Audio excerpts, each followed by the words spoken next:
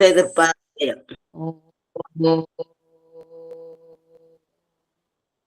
ഗുരുർബ്രഹ്മ ഗുരുർവിഷ്ണു ഗുരുർദേവോ മഹേശ്വരഃ ഗുരു സാക്ഷാത് പരം ബ്രഹ്മ തസ്മൈ ശ്രീ ഗുരവേ ഓം ശ്രീനാരായണ പരമഗുരവേ നമഃ. ജ്ഞാനസ്വരൂപമായിക്കൊണ്ട്, ബ്രഹ്മസ്വരൂപമായിക്കൊണ്ട്, ആയിക്കൊണ്ട്, വേദപ്പൊരുളായിക്കൊണ്ട്, നമുക്ക് നിത്യവും അറിവ് പകർന്നു നൽകിക്കൊണ്ട്, ജ്ഞാനം നൽകിക്കൊണ്ട് നിൽക്കുന്ന ആ ഭഗവാന്റെ ആധാരവൃന്ദങ്ങളിൽ പ്രണാമം. ആ ഭഗവാനിലേക്ക് അടുപ്പിക്കുന്ന ആചാര്യന് പാദ നമസ്കാരം. എല്ലാ ഋഷീശ്വരന്മാർക്കും നമസ്കാരം. ഇവിടെ കേൾക്കാനിരിക്കുന്ന എല്ലാവർക്കും നമസ്തേ. ഇപ്പൊ നമ്മള് ഉപനിഷത്തിലൂടെയാണ് പോകുന്നത്. മാണ്ഡിക്യോപനിഷത്താണ് മനനം ചെയ്യാനായിട്ട് ശ്രമിക്കുന്നത്. അതിന്റെ ഇൻട്രൊഡക്ഷൻ എന്ന രീതിയിൽ, ഉപനിഷത്തിന്റെ മൊത്തത്തിലുള്ള ഇൻട്രൊഡക്ഷൻ എന്ന രീതിയിൽ ആമുഖമാണ് മനനം ചെയ്തുകൊണ്ടിരിക്കുന്നത്. ഉപനിഷത്ത് പഠിക്കുന്നത് തന്നെ ഭഗവാന്റെ ആ ഉപദേശം, ഉപനിഷദ്യുക്തി രഹസ്യമോർത്തിടേണം. എന്താണ് ഈ ഉപനിഷത്തിൽ ഒളിപ്പിച്ചു വെച്ചിരിക്കുന്ന രഹസ്യം? നമുക്കും പറ്റുന്നിടത്തോളം ഓരോ ഉപനിഷത്തുകളും പഠിച്ചുകൊണ്ട് അതിനകത്ത് എന്താണ് ഒളിപ്പിച്ചു വെച്ചിരിക്കുന്ന രഹസ്യം പഠിച്ചു വരുമ്പോൾ എല്ലാം നമുക്ക് മനസ്സിലാവും. ഒളിപ്പിച്ചു വെച്ചിരിക്കുന്ന ഒരേ ഒരു രഹസ്യം എന്താണ്? ആ അദ്വൈത സത്യം തന്നെയാണ്. നീയും ഞാനും ഒന്ന് തന്നെയാണ്. ഈ പ്രപഞ്ചവും ഞാനും ഒന്ന് തന്നെയാണ്. ആ താതാത്മ്യത്തിലേക്ക് എത്തപ്പെടുക, ആ സമാധിയിലേക്ക് എത്തപ്പെടുക. ഞാനും നീയും ഒന്നാകുന്നു. ആ പരമമായ പദത്തിൽ ഇരിക്കുക, അതിലിരിക്കുന്നതിനെയാണ് സമാധി. അപ്പം ആ ഒരു കാര്യം, ആ അദ്വൈത സത്യം തന്നെയാണ് ഉപനിഷത്തിലെല്ലാം ഒളിപ്പിച്ചിരിക്കുന്നത്. അത് എങ്ങനെയാണ് ആ അദ്വൈത സത്യത്തിൽ എത്തുന്നത് എന്നും അതിനകത്ത് വിശദമായി. നമ്മൾ ഒരു ചെറിയ ഉപനിഷത്തും ഏറ്റവും പ്രധാനപ്പെട്ട ഉപനിഷത്തുമായ മാണ്ഡിക്യോപനിഷത്താണ് മനനം ചെയ്യാനായിട്ട് ശ്രമിക്കുന്നത്. നമ്മുടെ നിത്യജീവിതത്തിലുള്ള അനുഭവം തന്നെയാണ് മാണ്ഡിക്യോപനിഷത്തിലൂടെ പോകുമ്പോൾ നമുക്ക് മനസ്സിലാക്കാൻ പറ്റും. അതുകൊണ്ട് അതിനെ ഒരു പിടികിട്ടാത്ത ഒന്നാണ് എന്ന് നമുക്ക് പറയേണ്ടതായിട്ടുള്ള ആവശ്യമില്ല. നമ്മുടെ നിത്യജീവിതത്തിൽ നാം എന്തൊക്കെയാണോ അനുഭവിച്ചു കൊണ്ടിരിക്കുന്നത്, ഒരു ജന്മം മുതൽ അവസാനം വരെ നമ്മൾ എന്തിലൂടെയൊക്കെയാണോ കടന്നു പോകുന്നത്, നമുക്ക് കർമ്മകാണ്ഡവും ജ്ഞാനകാണ്ഡവും വേണം. എന്ന് വെച്ചാൽ നമുക്ക് ഭക്തിമാർഗവും വേണം, അതുപോലെ നമ്മൾ ജ്ഞാനത്തിലൂടെയും പോകണം. രണ്ടും കടന്നു പോകുന്ന ഒരു ഉപനിഷത്താണ് മാണ്ഡിക്യോപനിഷത്ത്. അത് പ്രവൃത്തി മാർഗത്തിലൂടെ എങ്ങനെ നിവർത്തി മാർഗത്തിലെത്താം എന്ന് പറഞ്ഞു തരുന്ന ഉപനിഷത്താണ് മാണ്ഡിക്യോപനിഷത്ത്.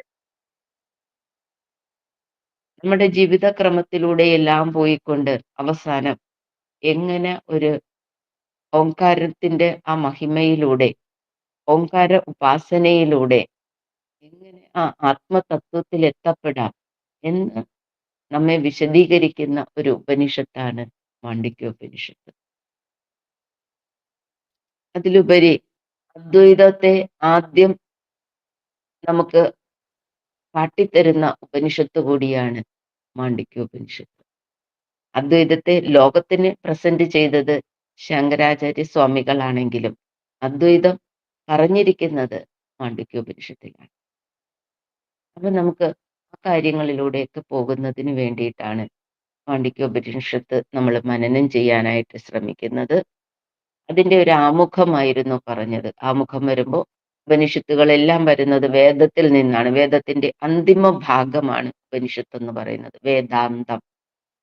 വേദാന്തം, വേദത്തിന്റെ അന്തിമ ഭാഗം, അതിനെയാണ് ഉപനിഷത്ത് എന്ന് പറയുന്നത്. വേദത്തിന്റെ അന്തിമ ഭാഗം എന്ന് പറയുമ്പോൾ അത് അറിവ് തന്നെയാണ്. ഉപനിഷത്ത് എന്ന് പറഞ്ഞാൽ എന്ത് തന്നെയാണ്? അറിവ് തന്നെയാണ്. ആ അറിവുകളുടെ കൂട്ടം അല്ലെ? അറിവ്. അറിവെന്ന് പറയുമ്പോൾ നമുക്കറിയാം അത് ദൈവം അല്ലെ? അറിവ്. ഭഗവാൻ ശ്രീനാരായണ ഗുരു പറഞ്ഞിട്ടുള്ള അറിവ് എന്ന് ദൈവത്തിന് ഉപയോഗിക്കുന്ന വാക്കാണ് അറിവ്. ഉപനിഷത്ത് എന്ന് പറയുന്നത് അറിവാണ്. അപ്പൊ അതിലെന്താണെന്ന് അറിയുന്നതിനായിരുന്നു പോയത്. അപ്പൊ വേദത്തെപ്പറ്റി നമ്മളൊന്ന് നോക്കി. വേദത്തിന് 3 കാണ്ഡങ്ങളുണ്ടെന്ന് പറഞ്ഞു. കർമ്മകാണ്ഡം, ഉപാസനാകാന്ഡം, ജ്ഞാനകാന്ഡം. 3 കാണ്ഡങ്ങളുണ്ട് വേദത്തിന്. കർമ്മകാന്ഡം, ഉപാസനാകാന്ഡം, ജ്ഞാനകാന്ഡം. അപ്പം അതിന് കാണ്ഡത്രയങ്ങളെന്ന് പറയും. കാണ്ഡത്രയം. 3 എന്ന് പറയുമ്പോൾ ത്രയം വരുമല്ലോ. കാണ്ഡത്രയങ്ങൾ ഏതൊക്കെയെന്ന് ചോദിച്ചാല് ഏതൊക്കെയാണ്? കർമ്മകാന്ഡം, ഉപാസനാകാന്ഡം, ജ്ഞാനകാന്ഡം. ഓർഡറിൽ അങ്ങ് പഠിച്ചാൽ മതി. കാരണം കർമ്മകാന്ഡം എന്ന് പറയുമ്പോൾ ദേവന്മാരെയൊക്കെ ആരാധിക്കുന്നു.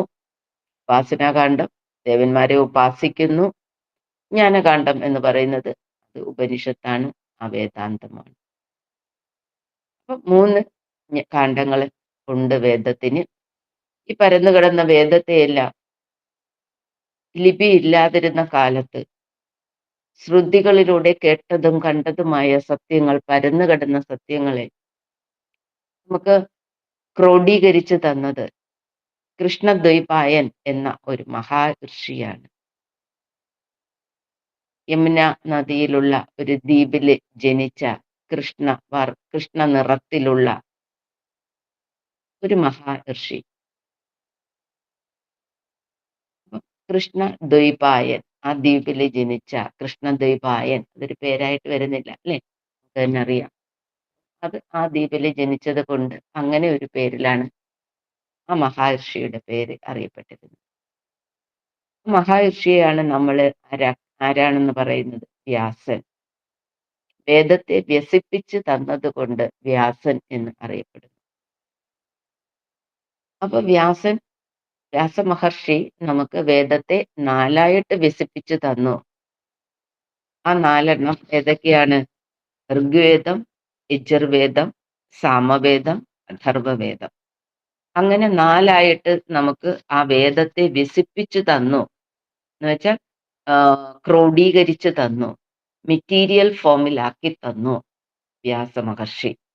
അതുകൊണ്ടാണ് വ്യാസൻ എന്ന പേര് തന്നെ വന്നത്, വ്യസിപ്പിച്ചത് കൊണ്ട്. അപ്പം ഋഗ്വേദം എന്ന് പറയുന്നത് പരന്നു കിടന്ന അറിവാണ്. അതിനെ വ്യസിപ്പിച്ചത് എന്ന് പറയുമ്പോൾ അത് പരന്നു കിടന്നതിനെ പദ്യരൂപേണയുള്ളതെല്ലാം കൂടെ ഒന്നിച്ചാക്കി, അത് ഋഗ്വേദം. ഗദ്യരൂപേണ കിടന്നതെല്ലാം കൂടെ ഒന്നിച്ചാക്കി യജുർവേദം. ഗാനരൂപേണ കിടന്നതിനെ ഒന്നിച്ചാക്കിയതാണ് സാമവേദം. ഇനി ഗദ്യവും പദ്യവും ഒക്കെ കൂടി കിടന്ന അതിനെ ഒന്നിച്ചാക്കിയതാണ് അഥർവവേദം. അപ്പം ചിലതിലൊക്കെ 3 വേദങ്ങളെ കുറിച്ചാണ് പറയുന്നത്. അഥർവവേദത്തെ മാറ്റി നിർത്തിയിട്ടുണ്ട്. കാരണം നമുക്ക് ഇതിൽ നിന്ന് തന്നെയൊക്കെ കിട്ടിയിട്ടുള്ളതാണ്. എന്താണ് അതില് പിന്നെ നമ്മുടെ മന്ത്രങ്ങളിനേക്കാൾ ഉപരി നമ്മുടെ ഈ നമ്മളെ ആചാര നമ്മളെ മന്ത്രങ്ങളല്ല, കുതന്ത്രങ്ങൾക്ക് വേണ്ടിയൊക്കെ ഉപയോഗിക്കുന്ന മന്ത്രങ്ങളും കൂടി അതിനകത്തുള്ളത് കൊണ്ടാണ്, അതിന് അഭിചാര ക്രിയകൾക്കും വേണ്ടിയിട്ടൊക്കെ ഉള്ള മന്ത്രങ്ങൾ ഉള്ളത് കൊണ്ടാണ് ചില കാര്യങ്ങൾ പറയുന്ന സമയങ്ങളിൽ 3 വേദത്തെ കുറിച്ചാണ് പറയുന്നത്. അത് നമ്മുടെ ശിവശതകത്തിലോ മറ്റു 3 വേദത്തെ കുറിച്ച് ഭഗവാനും പറയുന്നുണ്ട്. അഥർവ വേദത്തെ മാറ്റി വെച്ചിരിക്കുന്നത് അതുകൊണ്ടാണ്. ആഭിചാര ക്രിയകൾക്ക് വേണ്ടിയിട്ട് ഒക്കെ ഉള്ള കാര്യങ്ങൾ അതിനകത്ത് അഥർവ വേദത്തിൽ വരുന്നത് കൊണ്ടാണ്. അപ്പൊ അത് നമുക്ക് 4ആയിട്ടാണ് 4 വേദങ്ങളാണുള്ളത്.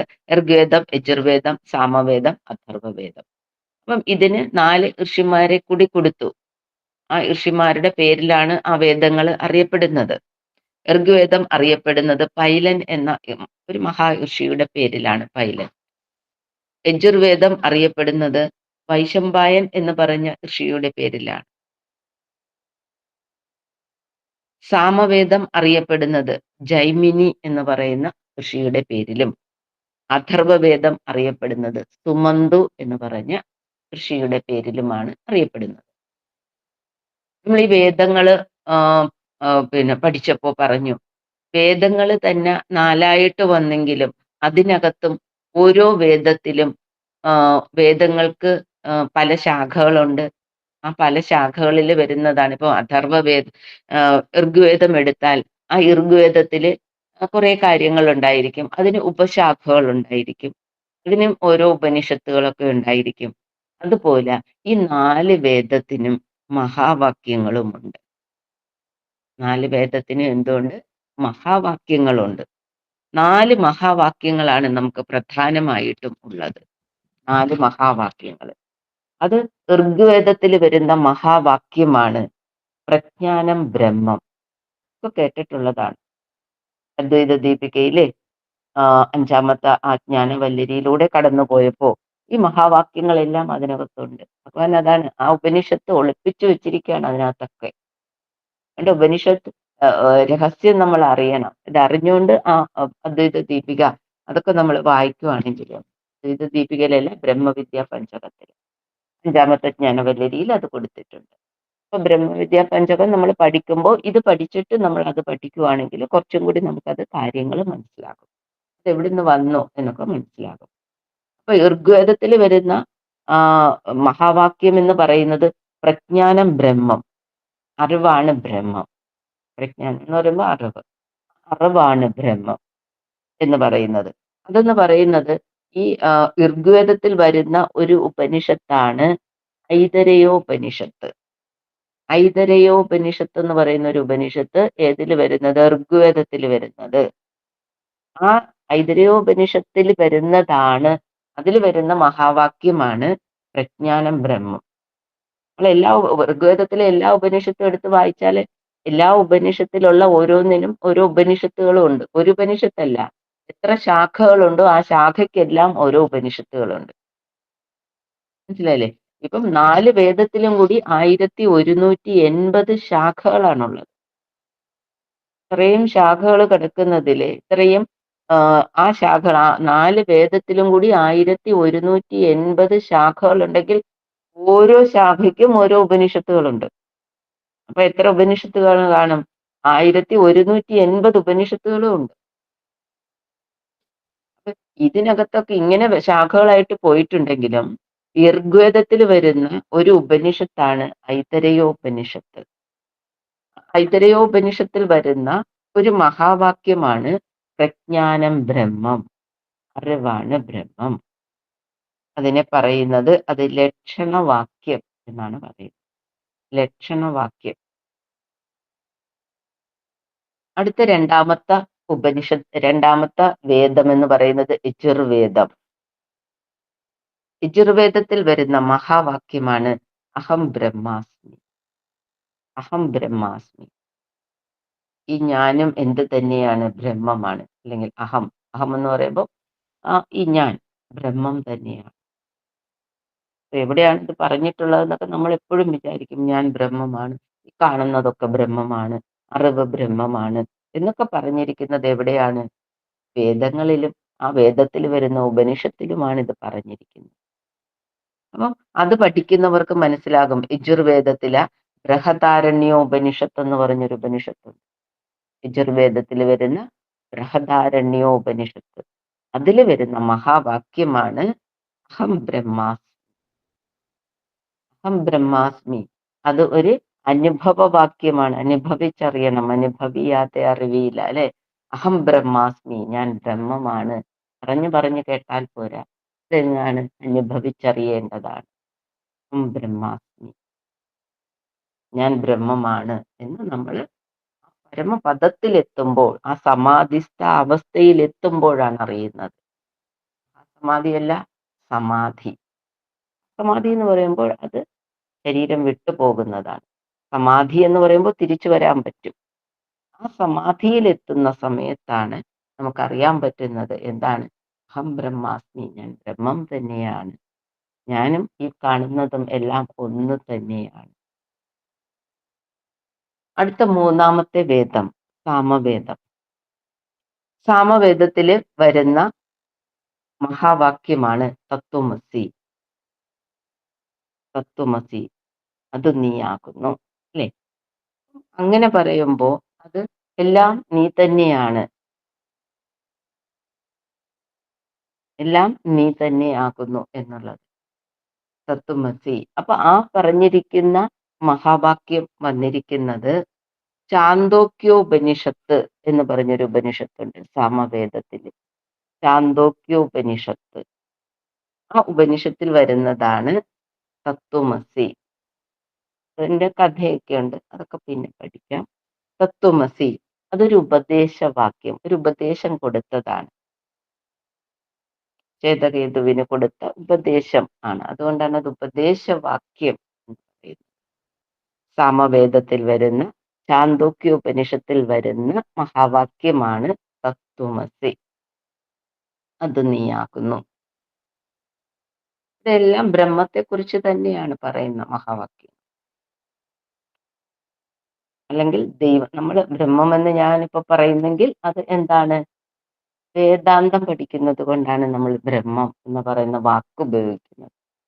ദൈവം, ആ ഏക ദൈവം, അതിന് പേരോ നാമമോ രൂപമോ ഒന്നുമില്ലാത്ത ആ ദൈവം, ദൈവത്തെയാണ് ബ്രഹ്മം എന്ന് പറയുന്നതും.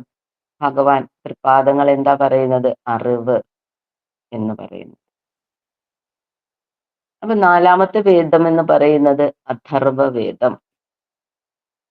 അഥർവവേദത്തിൽ വരുന്ന മഹാവാക്യമാണ് അയമാത്മാ ബ്രഹ്മ.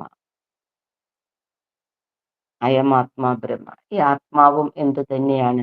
ബ്രഹ്മം തന്നെയാണ്. ഈ ആത്മാവും ബ്രഹ്മമാണ് എന്ന് വെച്ചാൽ എല്ലാ ആത്മാക്കളും, അല്ലെങ്കിൽ ആ ആത്മാവ് ഒന്ന് തന്നെ ഉള്ളൂ. എന്നാലും ആ നമ്മൾ ജീവാത്മാവെന്ന് പറഞ്ഞ് നമ്മളിൽ ആ ജീവാത്മാവും എന്ത് തന്നെയാണ്? ബ്രഹ്മം തന്നെയാണ്, ദൈവം തന്നെയാണ്. നാം ഓരോരുത്തരും ദൈവം തന്നെയാണ്. കാണുന്നതെല്ലാം എന്താണ്? ദൈവത്തിന്റെ ആത്മാവിലൂടെ അകവും പുറവും തിങ്ങി നിറഞ്ഞു നിൽക്കുന്നതാണ് ഇത് മുഴുവനും. ഇത് മുഴുവനും എന്ത് തന്നെയാണ്? ദൈവം തന്നെയാണ്. നമ്മൾ എന്ത് കണ്ടാലും അതെന്ത് തന്നെയാണ്? ദൈവം. അപ്പൊ അഥർവവേദത്തിൽ വരുന്ന മാണ്ഡൂക്യോപനിഷത്തിൽ വരുന്നതാണ് അയമാത്മാ. അഥർവവേദത്തിലെ മാണ്ഡൂക്യോപനിഷത്തിൽ വരുന്ന ഒരു മഹാവാക്യമാണ് അയമാത്മാ ബ്രഹ്മ. അനുസന്ധാന വാക്യം, അനുസന്ധാനം ചെയ്ത് നമ്മൾ അറിയേണ്ട അയമാത്മാ ബ്രഹ്മ. അപ്പൊ അത് മാണ്ഡൂക്യോപനിഷത്തിൽ വരുന്ന മഹാവാക്യം. നമ്മൾ പഠിക്കാൻ ശ്രമിക്കുന്ന മാണ്ഡൂക്യോപനിഷത്ത് പഠിച്ചു കൊണ്ടുവരുമ്പോൾ നമുക്ക് അതിലെവിടെയാണ് ആ അയമാത്മാ ബ്രഹ്മ എന്നുള്ളത് നമുക്ക് കാണാം. ഒരു തവണ പഠിച്ചതാണ്, അല്ലാതുള്ളവർക്ക് അത് നമുക്ക് എവിടെ വരുന്നു? സുരിച്ചുള്ളവർക്കും മന്ത്രം ഓതിയിട്ടുള്ളവർക്കും സുരിച്ചിട്ടുള്ളവർക്കും അറിയാം അതിലെവിടെയാണ് ആ അയമാത്മാ ബ്രഹ്മ. ഈ ആത്മാവും ബ്രഹ്മം തന്നെയാണ്, ഓരോ ആത്മാവും ബ്രഹ്മം തന്നെയാണ് എന്നതിൽ പറഞ്ഞു. അപ്പൊ 4 വേദങ്ങൾ ഉണ്ട് എന്ന് പറഞ്ഞു, ഓരോന്നിനും ഓരോ മഹാവാക്യങ്ങളും ഉണ്ടെന്ന് പറഞ്ഞു. അപ്പൊ ഈ ഓരോ മഹാവാക്യവും ഓരോ ഉപനിഷത്തിൽ, വേദാന്തം, വേദത്തിന്റെ അവസാന ഭാഗം, ആ അറിവിലാണ് അത് ഒളിപ്പിച്ചു വെച്ചിരിക്കുന്നത്. വേദത്തിന്റെ ആ ഭാഗത്താണ് അത് ഒളിപ്പിച്ചു വെച്ചിരിക്കുന്നത്, ആ മഹാവാക്യങ്ങൾ. അത് ഓരോ ഉപനിഷത്തുകളിലാണ് അത് ഒളിപ്പിച്ചു വെച്ചിരിക്കുന്നത്.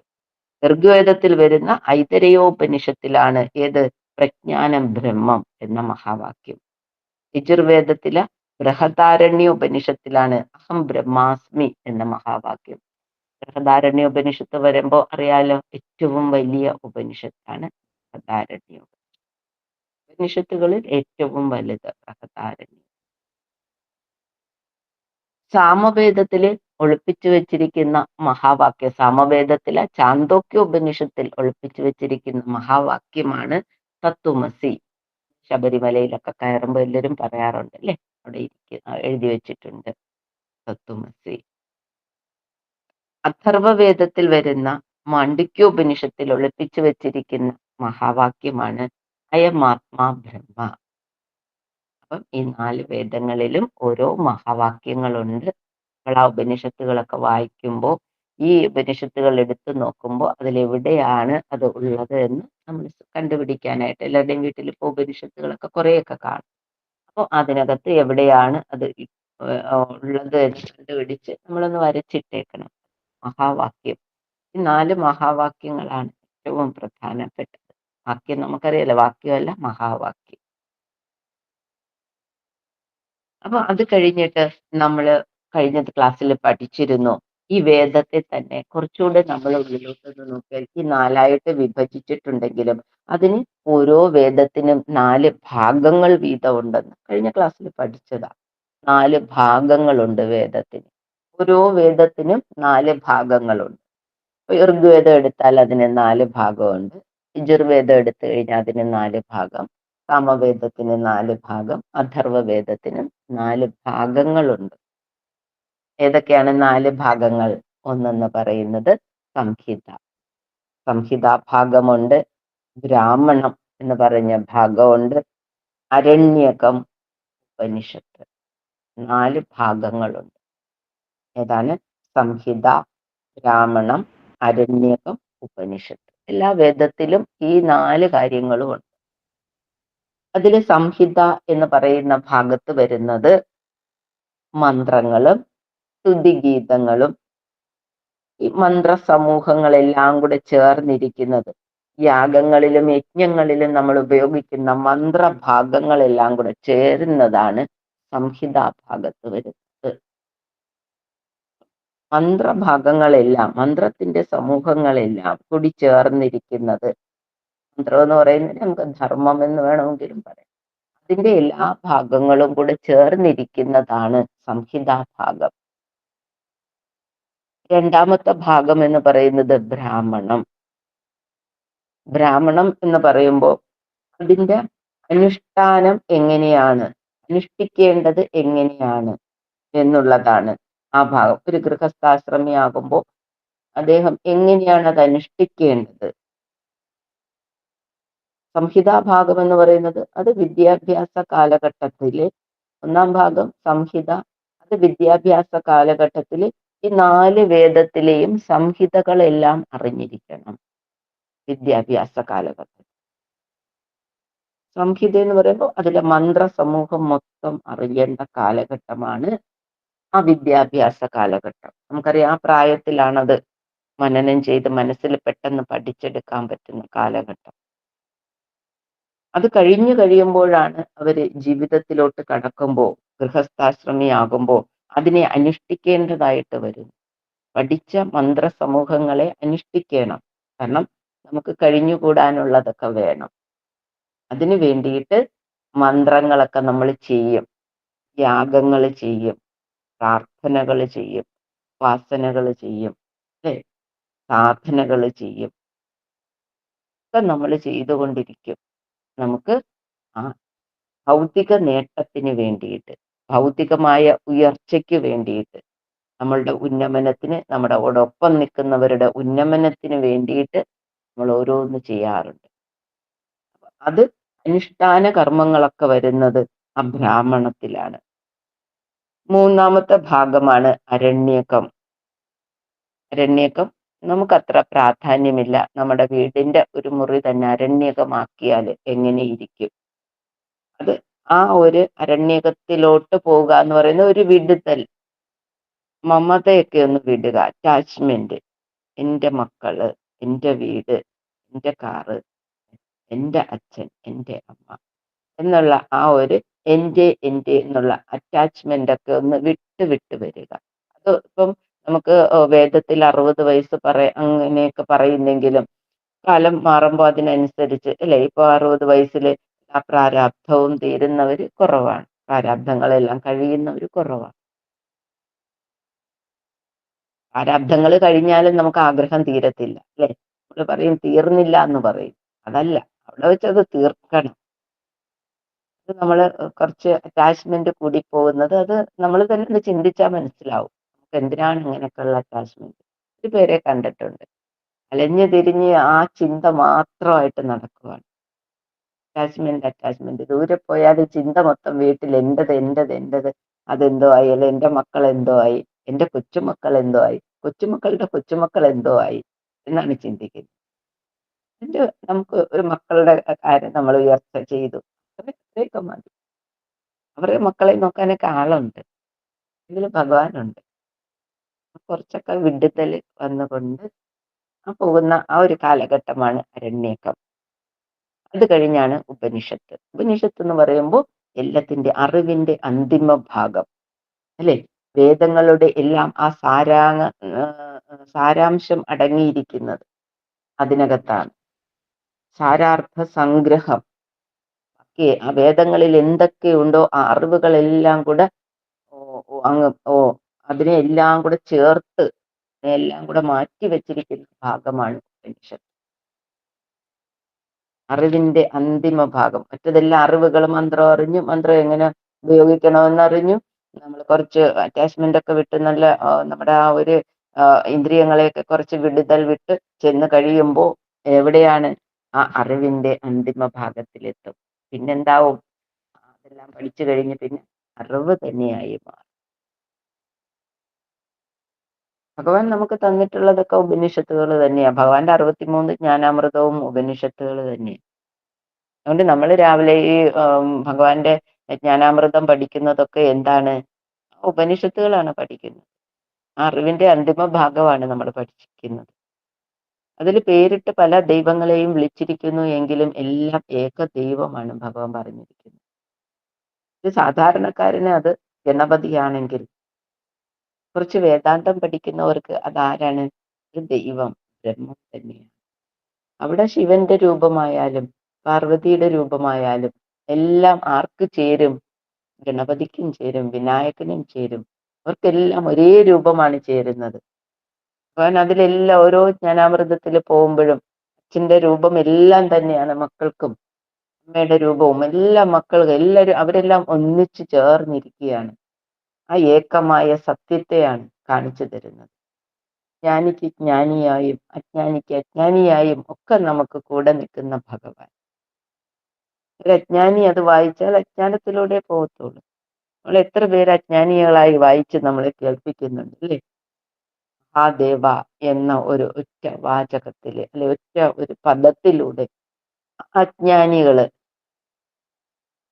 ശിവനെ വിളിച്ചിരിക്കുന്നു എന്ന ആ ഒരു അജ്ഞാനത്തിലൂടെ പോവുകയാണ് ചെയ്യുന്നത്. അവിടെ അജ്ഞാനികൾക്കാണ് അത് അജ്ഞാനമായി മാറുന്നത്. ദേവന്മാരിൽ മഹാനായിട്ടുള്ള മഹാദേവൻ, അത് ദൈവം, ഏകദൈവം. ഏതിലെ വാക്കാണെന്ന് അറിയാലോ? ദൈവദശകത്തിൽ.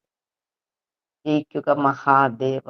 അവിടെ ശിവനെ അല്ല വിളിച്ചത്, ആദി ഗുരുവായിട്ടുള്ള പരമ്പൊരുളായിട്ടുള്ള ആ ദൈവം, ദേവാലയത്തിൽ പ്രാർത്ഥിക്കുന്ന ദൈവം, മഹാദേവൻ. ആ ദേവൻ, അത് ഏകദൈവം, ആ പരമമായ ദൈവം. ആ കാര്യങ്ങളും ഒക്കെ നമ്മളൊന്ന് ാക്കിയാല് വേദത്തിന്റെ 4 ഭാഗം പറഞ്ഞു. സംഹിതാഭാഗം, ബ്രാഹ്മണം, അരണ്യകം, ഉപനിഷത്ത്.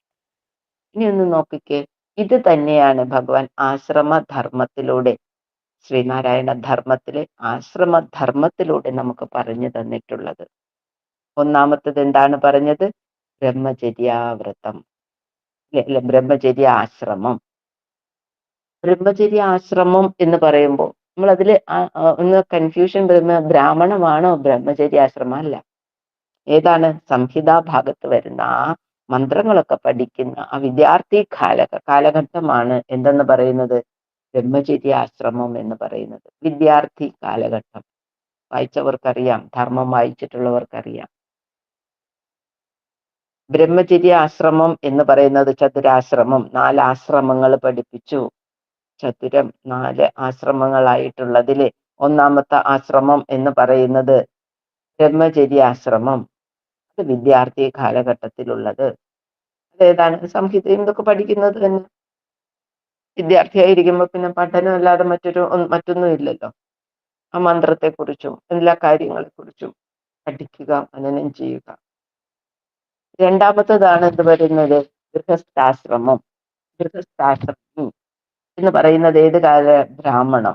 വേദത്തിന്റെ രണ്ടാമത്തെ ഭാഗം എന്ന് പറയുന്ന ബ്രാഹ്മണത്തിൽ വരുന്നതാണ് ഗൃഹസ്ഥാശ്രമം. ഗൃഹസ്ഥാശ്രമത്തിൽ എന്താണ്? ആ മന്ത്രങ്ങളൊക്കെ അനുഷ്ഠിക്കുന്നു, നമ്മൾ അമ്പലങ്ങളിലൊക്കെ ചൊല്ലുന്നു, അല്ലെങ്കിൽ അവിടെ പ്രാർത്ഥനകളൊക്കെ അർച്ചിക്കുന്നു, അല്ലെങ്കിൽ നമ്മൾ മനനം ചെയ്ത് അവിടെ മാനസികമായിട്ട് മനനം ചെയ്തൊക്കെ അവിടെ ഇരിക്കുന്നു, കായികമായിട്ട് നമ്മൾ പല കാര്യങ്ങളൊക്കെ ചെയ്യുന്നു. അതൊക്കെ ഒരു ഗൃഹസ്ഥാശ്രമിയാകുമ്പോൾ നമുക്ക് അമ്പലം കെട്ടുന്നതിനൊക്കെ കുറച്ച് കാര്യങ്ങളൊക്കെ സഹായിക്കാനായിട്ട് പറ്റും, അല്ലെങ്കിൽ ആളാൽ സഹായിക്കാൻ പറ്റും, അല്ലെ? അപ്പൊ അങ്ങനെയൊക്കെ ഉള്ളത് ഏത് കാലഘട്ടത്തിലാണ് ചെയ്യുന്നത്? ഗൃഹസ്ഥാശ്രമിയായിരിക്കുമ്പോഴാണ്. ഗൃഹസ്ഥാശ്രമി എന്ന് പറയുമ്പോൾ അവള് ബ്രാഹ്മണത്തിൽ വരും. മൂന്നാമത് വരുന്നത് അരണ്യകം, അത് തന്നെയാണ് വാനപ്രസ്ഥാശ്രമം. വാനപ്രസ്ഥാശ്രമം വാനപ്രസ്ഥാശ്രമം പോയി അന്നത്തെ കാലത്താകുമ്പോൾ കുറെ ശാന്തതയും ഒക്കെ ഉള്ള സമയങ്ങളും ഒക്കെ ആയിട്ട് ഇരിക്കുന്നു. ഇപ്പൊ കാടുമില്ല, അല്ലെ? അപ്പൊ അങ്ങനെയൊക്കെ ഉള്ള സമയം പോകുന്നതും ഒക്കെയാണ്. എന്നുവെച്ചാൽ ആ ഒരു എല്ലാം ഒന്ന് വിട്ടുമാറുക എനിക്ക് തോന്നുന്നത്. അപ്പൊ നമ്മൾ കുറച്ച് ഇപ്പൊ കാശിക്ക് പോവുക എന്നൊക്കെ ഓരോരുത്തർ പറയുമ്പോൾ കുറെയൊക്കെ വിട്ടിട്ടാണ് നമ്മൾ പോകുന്നത്, അല്ലെ? അമ്പലത്തിലൊക്കെ പോകുമ്പോൾ നമ്മളുടെ കുറെ മമതകളൊക്കെ വിട്ടിട്ടാണ് നമ്മൾ പോകുന്നത്. അത് അവരുടെ ഇതിലും ഉണ്ട്, മറ്റു മതസ്ഥരിലും ഉണ്ട്. ഇതിനൊക്കെ പോകുമ്പോൾ അവരെല്ലാം ഒക്കെ ഒന്ന് ഒരു അറ്റാച്ച്മെന്റ് ഒക്കെ വിട്ടിട്ടാണ് അവരും പോകുന്നത്. എല്ലാം നമ്മൾ ഒരേപോലെ തന്നെയാണ് അതിലൊക്കെ പോകുന്നത്. പിന്നെ ഉപനിഷത്ത് എന്ന് പറയുമ്പോൾ അതിന് സമാനമായി വരുന്ന നാലാമത്തെ ഭാഗമാണ് ആശ്രമം, സന്യാസാശ്രമം, അല്ലെ? സന്യാസാശ്രമം എന്ന് പറയുമ്പോൾ നമ്മൾ ഇതെല്ലാം വിട്ട് കഴിഞ്ഞ് ആ സന്യാസി ഉപാസനയില് അല്ലെങ്കിൽ ധ്യാനത്തില് തപസ്സില് ഒക്കെ ഇരിക്കുന്ന ആ ഒരു അതിലിരിക്കുമ്പോഴാണ് എന്താണ് ആ അറിവെല്ലാം അറിഞ്ഞ് അറിവ് തന്നെയായി മാറുന്നത്. ഇതാണ് ആ ഉപനിഷത്ത് ഭാഗം. ഉപനിഷത്ത് എന്ന് പറയുമ്പോൾ വേദങ്ങളുടെ അന്തിമ ഭാഗത്തിലോട്ട് എത്തുന്നത്. ആ അറിവിനെ അറിഞ്ഞ് അറിവ് തന്നെയായി മാറി ആര് തന്നെയാവും അവിടെ? ദൈവം തന്നെയായി മാറും. ഓരോ മനുഷ്യരും ഈ നാലിലൂടെ കടന്നുപോയി നാലാമത്തെ അവിടെ എത്തുമ്പോൾ ആര് തന്നെയാവും? ദൈവം തന്നെയാവും. നമ്മളെല്ലാവരും ആര് തന്നെയാണ്? ദൈവം തന്നെയാണ്. പക്ഷെ നമുക്ക് നമ്മളുടെ അജ്ഞാനം കൊണ്ട്, അറിവില്ലായ്മ കൊണ്ട്, അല്ലെങ്കിൽ നമ്മളിലുള്ള എന്താണ് ആ ശരീരത്തിലിരുന്ന് സുഖദുഃഖങ്ങൾ അറിയുന്നത് കൊണ്ട് അതിനെ ജീവാത്മാവെന്നറിയപ്പെടുന്നു. ആ ജീവാത്മാവിനെ മനനം ചെയ്ത് ധ്യാനം ചെയ്ത് തപസ് ചെയ്ത് ഊതി ഊതി ഓതി ഓതി എവിടെ എത്തണം? ആ പരമാത്മാവാകണം. ഓതി ഓതി ഓങ്കാരം കൊണ്ട് ഓതി ഓതി, അല്ലെങ്കിൽ നമ്മളെ കനല് എങ്ങനെയാണോ ചാരത്തിൽ മൂടിക്കിടക്കുന്നത് അതിനെ ഊതി ഊതി ഊതി ആ കനൽ എങ്ങനെയാണോ തെളിയിക്കുന്നത്, അതുപോലെ നമ്മില് എന്താണ് ആ പരമാത്മാവ് ചാരം കൊണ്ട് മൂടിക്കിടപ്പുണ്ട്. അതിനെ നമ്മൾ ഈ കരുവിനെ കണ്ണുകൾ അഞ്ചും ഉള്ളടക്കി തെരുതെരെ വീണ് വണങ്ങി ഓതണം. തെരുതെരെ നൈനന്തരികമായി വണങ്ങി ഓതണം. ഓതുക എന്ന് പറയുമ്പോൾ മന്ത്രങ്ങളാണ്. ആ മന്ത്രങ്ങൾ തെരുതെരെ ഓതിക്കഴിഞ്ഞാൽ നമുക്ക് എവിടെ എത്താം? സത് ഓം ഇതി മൃദുവായി മൃദുവായി അമർന്നിടേണം. അതില് അമരും, അല്ലെ? ആ ദൈവവും ഞാനും ഞെരിക്കെ കലരും, ഒന്നായി മാറും. അപ്പൊ ആ ഒരു തലത്തിലോട്ട്. അപ്പൊ വേദത്തിന്റെ 4 ഭാഗം പഠിച്ചു. അതിന്റെ ആ ആശ്രമ ധർമ്മവും അതുമായിട്ട് ചേർന്ന് ചതുരാശ്രമം എന്ന് പറയുന്നതുമായിട്ട് ഒന്നിച്ചു ചേർത്ത്. ഇനിയിപ്പോ വേദത്തിന് നമ്മൾ പറഞ്ഞു വേദത്തിന് എത്ര ശാഖകളുണ്ട് എന്ന് നോക്കിയാൽ 1180 ശാഖകൾ വേദത്തിനുണ്ട്. ഒരുപാട് നഷ്ടപ്പെട്ടിട്ടുണ്ട്, അല്ലെ? പലതെല്ലാം മോഷ്ടിച്ചു കൊണ്ടുപോയിട്ടുണ്ട്, ഇവിടുന്ന് കടത്തിക്കൊണ്ടുപോയിട്ടുണ്ട് വിദേശികൾ വന്ന്. ഏറ്റവും വലിയ അറിവുകളാണ് ഇരുന്നത്, അല്ലെ? അറിവുകളൊക്കെ അവർക്ക് മനസ്സിലാക്കിക്കൊണ്ട് അവർ കടത്തിക്കൊണ്ടുപോയവരുണ്ട്, അല്ലാതെ നമുക്ക് നഷ്ടപ്പെട്ടു പോയതുമുണ്ട്. അപ്പൊ 4 വേദത്തിനും കൂടിയായിട്ട് 1180 ശാഖകളാണ്. ഈ ഓരോ ശാഖയ്ക്കും ഓരോ ഉപനിഷത്തും ഉണ്ട്. അപ്പൊ എത്ര ഉപനിഷത്ത് വരും? 1180 ഉപനിഷത്തുകളും. പക്ഷെ അതൊന്നും ഇല്ല എന്ന് നമുക്ക് തന്നെ അറിയാം. എന്നാലും പ്രധാനപ്പെട്ടത് എത്ര ഉപനിഷത്താണ്? 108 ഉപനിഷത്താണ്. പ്രധാനപ്പെട്ടത് 108 ഉപനിഷത്തുകളാണുള്ളത്. അപ്പം ഇവിടെ 4 വേദത്തിലുമായിട്ട് 1180 ശാഖ എന്ന് പറഞ്ഞു അല്ലെ. അതുപോലെ പ്രധാനമുള്ളത് 108 ഉപനിഷത്ത്. ഈ 108 ഉപനിഷത്ത് എന്ന് പറയുന്നത് ഏതിൽ വരുന്നതാ? നമ്മൾ പറഞ്ഞു ശ്രീരാമചന്ദ്രൻ ആർക്ക് മുക്തികോപനിഷത്തുകൾ എന്നറിയപ്പെടുന്നത് 108 ഉപനിഷത്തുകളെയാണ്. മുക്തികോപനിഷത്ത് അത് ശ്രീരാമചന്ദ്രൻ ആഞ്ജനേയന് ഉപദേശിച്ചു കൊടുത്തതാണ് ഈ 108 ഉപനിഷത്തുകൾ പഠിക്കണം എന്ന് പറഞ്ഞത്. അപ്പൊ അങ്ങനെയാണ് അതിനെ മുക്തികോപനിഷത്തുകൾ എന്നറിയപ്പെടുന്നത്. ഇത്രയും ഉപനിഷത്ത് 108 ഉപനിഷത്തുകൾ. അതിൽ പ്രധാനപ്പെട്ടതാണ് 10 ഉപനിഷത്ത്, ദശോപനിഷത്തുകൾ. അപ്പൊ നമ്മൾ പഠിക്കാൻ വേണ്ടി കുറച്ച് അല്ലെ, 1180 ഉണ്ടായിരുന്നു, അതിൽ നിന്ന് 108 ആക്കി. 108 നിന്ന് എന്തായി? 10 ദശോപനിഷത്ത്. ആ ദശോപനിഷത്തിൽ വരുന്ന ഒരു ഉപനിഷത്താണ് മാണ്ഡ്യൂക്യോപനിഷത്ത് നമ്മൾ പഠിക്കുന്നത്. അതും നിത്യമായിട്ടുള്ള മുക്തി കിട്ടുന്നതിന് എന്ത് വേണം എന്ന് ആഞ്ജനേയ സ്വാമി ആരോട്? ഭഗവാൻ ശ്രീരാമനോട് ചോദിച്ചപ്പോ പരമഭക്തനാണ്. അപ്പൊ ചോദിച്ചു പരമമായ മുക്തിക്ക് എന്താണ് ചെയ്യേണ്ടതെന്ന് ചോദിച്ചപ്പോ 108 ഉപനിഷത്ത് പഠിച്ചോളാം. അയ്യോ അതെന്റെ ജീവിതം കൊണ്ട് പറ്റേയില്ലേ. എന്നാ പിന്നെ 10 ഉപനിഷത്ത് പഠിച്ചോളാൻ പറഞ്ഞു. അതും പറ്റത്തില്ല. എന്നാ പിന്നെ എന്താ ചെയ്യാൻ പറഞ്ഞ്? ആ ഒരു ഉപനിഷത്ത് ആദ്യം പോയി പഠിക്കാൻ പറഞ്ഞു. ഏതാണ്? മാണ്ഡ്യൂക്യോപനിഷത്ത്. അതാണ് അതിന്റെ ഏറ്റവും പ്രാധാന്യം വരാനുള്ള കാരണം. ആഞ്ജനേയ സ്വാമിക്ക് മാണ്ഡ്യൂക്യോപനിഷത്ത് പഠിച്ചു കഴിഞ്ഞാൽ പരമമായ മുക്തിക്ക് ചോദിച്ചപ്പോ പറഞ്ഞു കൊടുത്ത ഉപനിഷത്ത് മാണ്ഡ്യൂക്യോപനിഷത്ത് പറഞ്ഞിട്ട് പറഞ്ഞത്, എനിക്ക് നിത്യശുദ്ധ മുക്തമായിട്ടുള്ള ആ ലോകത്തെത്തണമെങ്കിൽ, പരമമായ മുക്തിയല്ല, നിത്യശുദ്ധ മുക്തി ലഭിക്കണമെങ്കിൽ ഏത് ഉപനിഷത്ത്? മാണ്ഡ്യൂക്യോപനിഷത്ത് പഠിക്കാൻ. അത്ര പ്രാധാന്യമുള്ള ഉപനിഷത്ത്. ദശോപനിഷത്തിലെ ഒരു ഉപനിഷത്താണ്, അതിലെ ചെറിയ ഉപനിഷത്ത്. ദശോപനിഷത്തുകളിലെ ഏറ്റവും ചെറിയ ഉപനിഷത്താണ് മാണ്ഡ്യൂക്യോപനിഷത്ത്. ദശോപനിഷത്ത് ഏതൊക്കെയാണെന്നൊന്ന് നോക്കാം. 10 ഉപനിഷത്തുകൾ. ഒന്നാമത്തത് ഈശാവാസ്യ ഉപനിഷത്താണ്. നമുക്ക് എല്ലാവർക്കും കേൾക്കുമ്പോഴേ ഒരു സന്തോഷമാണ് അല്ലെ നമ്മളുടെയൊക്കെ മുഖത്ത്. എന്തുകൊണ്ടാ? ഭഗവാൻ അതിനെ മലയാളത്തിലാക്കി തന്നു അല്ലെ, മലയാളത്തിലേക്ക് തർജ്ജിമ ചെയ്ത് തന്നു. എന്തിനാ? അതെങ്കിലും നിങ്ങൾ പഠിച്ചോട്ടെ. ഏറ്റവും പ്രധാനപ്പെട്ടതാണ്. സംസ്കൃതമോ നിങ്ങൾ ആരും പഠിക്കില്ല. ഈ ഒരു കാലഘട്ടം വന്നു, സംസ്കൃതം പഠിക്കാനുള്ള എല്ലാ അവസരവും വന്നു. പണ്ട് കാലത്തില്ലെന്നും പറഞ്ഞിരുന്ന് ചെവിയിൽ ഈയ ഒരുക്കി ഒഴിക്കും. ഇപ്പൊ എന്താ പറയുന്നത്? ഞങ്ങൾ ചെവി തരുന്നു, ഈയ ഒരുക്കി ഒഴിച്ചോ എന്നും പറഞ്ഞിരിക്കുക. സംസ്കൃതം പഠിച്ചോ എന്ന് പറഞ്ഞിട്ട് നമ്മൾ പഠിക്കില്ല. ആർക്കറിയാം ഇതിനകത്ത് സംസ്കൃതം സംസാരിക്കാൻ? ആരെങ്കിലും നിരോധിച്ചിട്ടുണ്ടോ? നമ്മളെ കൊണ്ട് പറ്റാത്ത കാര്യമല്ലേ, പിന്നെ നമ്മളത് പറയുന്നില്ലേ? ഭഗവാൻ ഇത് നേരത്തെ അറിയാം. ഇനി എത്ര വർഷം കഴിഞ്ഞാലും നിങ്ങളാരും സംസ്കൃതം പഠിക്കില്ല. അതുകൊണ്ട് ആ ഒരു ഉപനിഷത്തെങ്കിലും ഭഗവാൻ, ഏറ്റവും പ്രാധാന്യമുള്ള ഈശാവാസ്യ ഉപനിഷത്ത്, അതിന് ഭഗവാൻ എന്ത് ചെയ്ത്? മലയാളത്തിലേക്ക് തർജ്ജിമയാക്കി തന്നു. അതെന്ന് പറയുന്നത് സാർവലൗകിക പ്രാർത്ഥനയാണ് ഈശാവാസ്യ ഉപനിഷത്ത്. അത് ഏറ്റവും സന്തോഷമായിരിക്കുമ്പോഴും ചൊല്ലാൻ പറ്റും, നമ്മൾ ഏറ്റവും ദുഃഖത്തിലിരിക്കുമ്പോഴും ചൊല്ലാൻ പറ്റുന്ന ഒരു മന്ത്രമാണ് ഈശാവാസ്യോപനിഷത്ത്. മരണസമയത്തും നമുക്ക് ചൊല്ലാം, മരണവീടുകളിലും ചൊല്ലാം. അതോടൊപ്പം തന്നെ കല്യാണ സമയത്തും നമുക്ക് ചൊല്ലാൻ പറ്റുന്ന ഉപനിഷത്താണ് ഈശാവാസ്യോപനിഷത്ത്.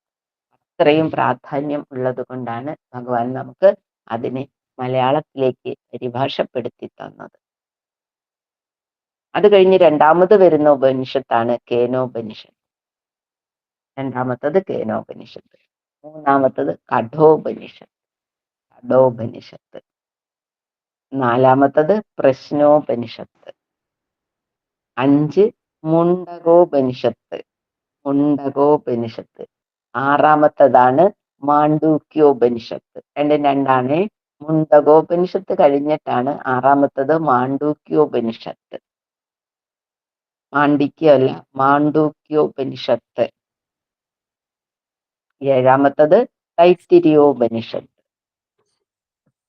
7 തൈത്തിരിയോപനിഷത്ത്.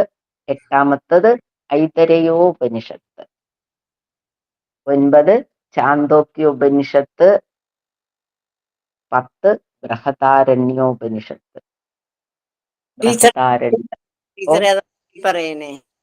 പറഞ്ഞേക്കാം. 1 ഈശാവാസ്യോപനിഷത്ത്. 2 കേനോപനിഷത്ത്. 3 ഖഡോപനിഷത്ത്. 4 പ്രശ്നോപനിഷത്ത്. 5 മുണ്ടകോപനിഷത്ത്. 6 മാണ്ഡുക്യോപനിഷത്ത്. 7 തൈത്തിരിയോപനിഷത്ത്. 8 ഐതരയോപനിഷത്ത്. 9 ഛാന്തോക്യോപനിഷത്ത്. 10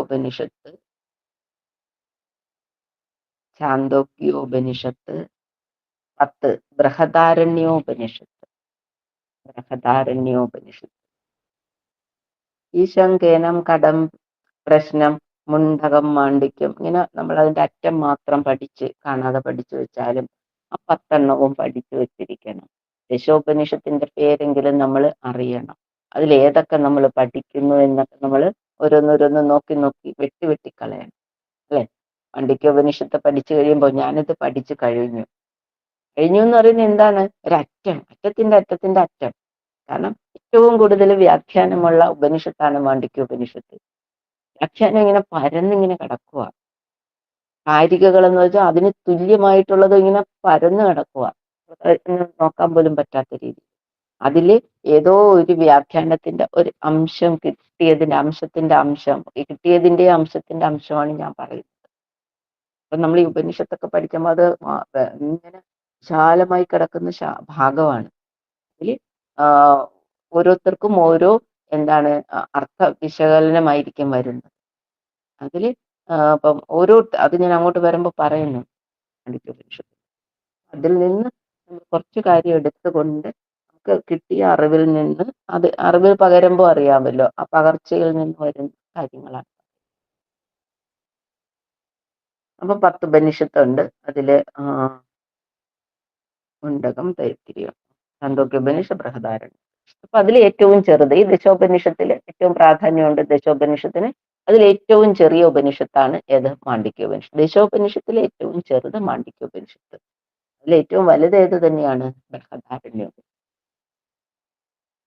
ബൃഹദാരണ്യോപനിഷത്താണ് വലുത്. നമ്മൾ ഈ ഉപനിഷത്തൊക്കെ നമ്മൾ ഇതിനകത്ത് ഇപ്പൊ നമ്മൾ ഏതാണ്? മാണ്ഡിക്യോപനിഷത്താണ് പഠിക്കാനായിട്ട് ശ്രമിക്കുന്നത്. മാണ്ഡിക്യോപനിഷത്ത് പഠിക്കാനായിട്ട് പോകുമ്പോൾ നമ്മൾ നോക്കുമ്പോൾ ഈ മാണ്ഡിക്യോപനിഷത്ത് എന്ന് പറയുന്നത് ഏതിൽ വരുന്നതാണെന്ന് ഇപ്പൊ മനസ്സിലായി കാണും എല്ലാവർക്കും. ഏതിൽ വരുന്നതാണ്? അഥർവവേദത്തിൽ വരുന്ന ഉപനിഷത്താണ് മാണ്ഡിക്യോപനിഷത്ത്.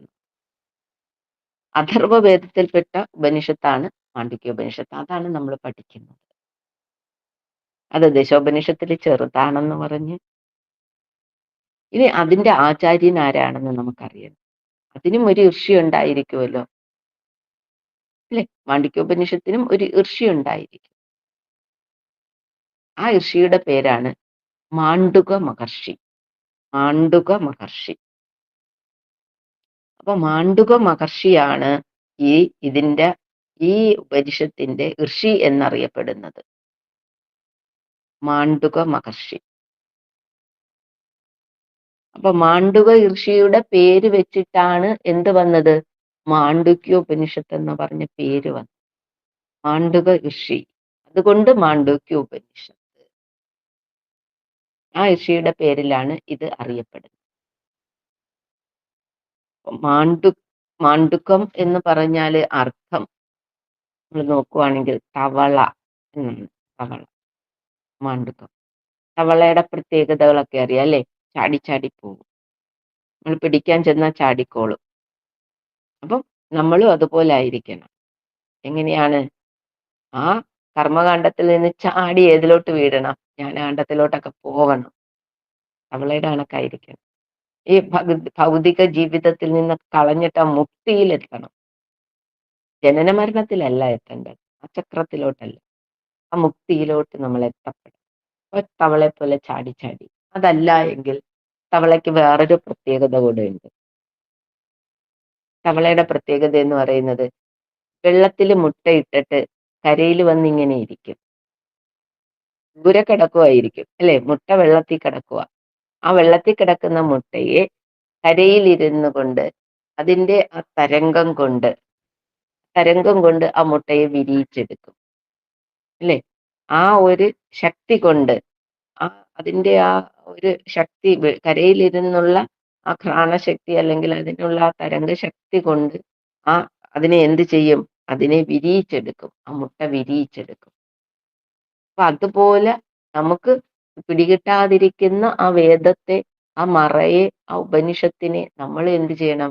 നമ്മളിലേക്ക് കൊണ്ടുവന്ന് അടുപ്പിച്ചെടുക്കണം. ദൂരെ ഇരിക്കുന്ന നമ്മളാ ഒരുപാട് അകലത്തിലായി പോകുന്നു അല്ലേ? നമുക്ക് അറിവില്ല, അജ്ഞാനമാണ്. ജ്ഞാനം പോരാ. നമ്മളും എന്ത് ചെയ്യണം? ആ ജ്ഞാനത്തിലേക്ക് എത്തപ്പെടണം. മാണ്ഡുക മഹർഷിയാണ് ഇതിന്റെ ഋഷി എന്നറിയപ്പെടുന്നത്. അങ്ങനെയുള്ള ആ ഒരു ഉപനിഷത്താണ്, ആ മാണ്ഡുക്യ ഉപനിഷത്താണ് നമ്മൾ മനനം ചെയ്യാനായിട്ട്. ഇന്ന് പറഞ്ഞ കാര്യങ്ങളൊക്കെ മനസ്സിലായി കാണും എന്ന് വിചാരിക്കുന്നു. നമ്മൾ ഇന്ന് ക്ലാസ് നമ്മളിവിടെ പൂർണ്ണമാക്കുകയാണ്.